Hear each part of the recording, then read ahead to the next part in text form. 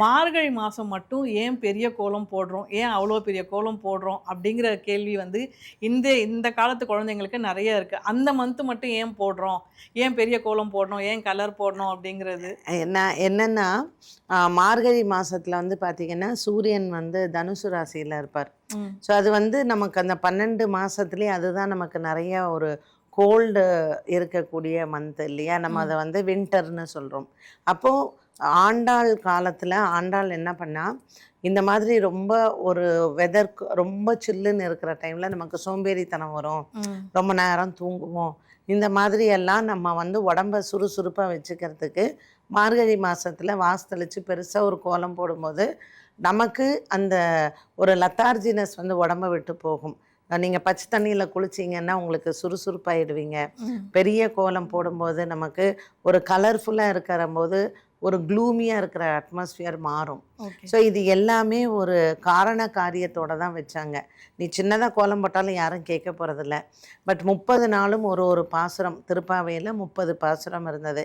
இப்போ எல்லா கோவில்கள்லேயும் பார்த்திங்கன்னா 4 மணிக்கு திருப்பாவை திருவம்பாவை சொல்லி வாசலில் பெருசாக கோலம் போட்டு அந்த பொங்கலுக்கும் சுண்டலுக்கும் எல்லாரும் போய் நிற்பாங்க.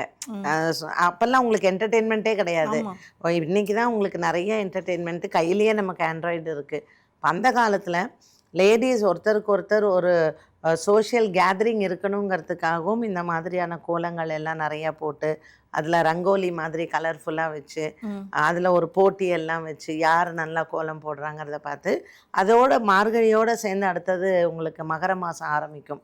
அப்போ பொங்கலுக்கு வந்து எல்லாரும் கிராம மக்கள் எல்லாம் ஊர் கூடி பொங்கல் கொண்டாடினாங்க. அதனால் அந்த மார்கழி மாதம் அப்படிங்கிறது நம்மளுடைய உடம்புலேயே நிறைய பயாலஜிக்கல் சேஞ்சஸ் இருக்கும்.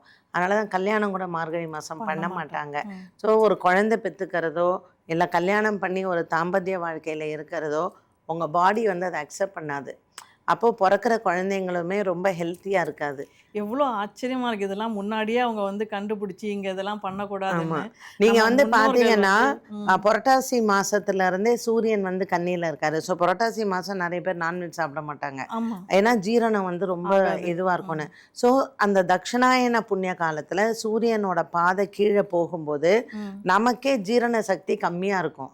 அப்போது விரதங்கள் இருக்கிற மாதிரியான இது பண்ணிட்டாங்க. அப்போ ஐயப்ப சுவாமி கோயில் விரதம் ஆரம்பிச்சிடும். கார்த்திகை மாதம் ஆரம்பித்து மார்கழி முடிஞ்சு தை 1ஆம் தேதி தான் முடிக்கணும். அப்போ அந்த சூரியன் மகரத்துக்கு போகிற வரைக்கும் உங்களுக்கு உத்தராயணம் ஆரம்பிக்கிற வரைக்கும் நம்மளுடைய உடம்புல ஜீரண சக்தி கம்மியாக இருக்கும். அப்போ நம்ம பச்சை தண்ணியில் குளித்து நல்லா குனிஞ்சு நிமிந்து நல்லா கோலம் போட்டு புது நெல் வரும், அதை குத்தி நம்ம எடுத்து நீங்கள் பார்த்தீங்கன்னா மார்கழி மாதத்தில் தான் ஸ்ரீவில்லிபுத்தூர்லேயே அந்த பச்சை பருத்துறதல்னு ஒன்று இருக்கும். பச்சை கறிக்காய் ஃபுல்லாக ஆண்டாளுக்கு வந்து பரத்தி வச்சுருப்பாங்க. அதனால் நம்ம உடம்புக்கு என்னெல்லாம் நல்லதோ, எது வந்து ஜீரணம் எளிதாக இருக்குமோ அதைத்தான் அந்த காலத்தில் வச்சாங்க.